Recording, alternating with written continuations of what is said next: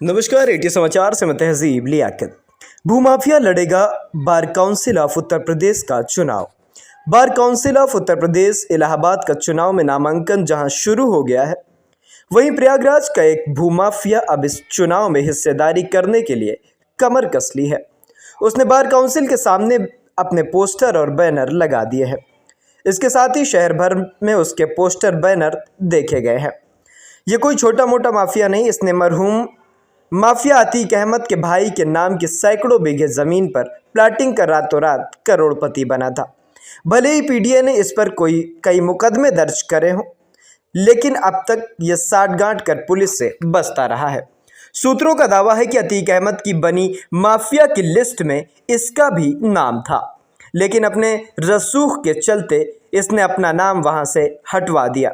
जानकारी के अनुसार शहर पश्चिमी में कभी आतंक का पर्याय रहे माफिया अतीक अहमद और उसका छोटा भाई अशरफ पूर्व विधायक राजू पाल मर्डर केस में आरोपी थे। इस बीच इन माफियाओं ने इस केस के मुख्य गवाह उमेश पाल की सरेआम हत्या कर दी थी। दोनों माफिया भाइयों को हुई गैंगवार में मार दिया गया था, लेकिन उसके गुर्गे पश्चिम में लगातार प्लाटिंग कर रातों रात अमीर बन रहे थे।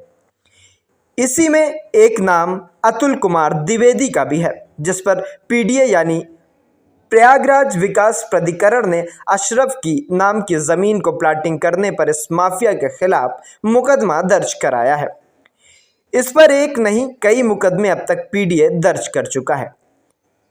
अब ये माफिया प्रशासन से बचने के लिए बार काउंसिल का चुनाव लड़ने के लिए शहर भर में अपने बैनर पोस्टर लगवा रहा है।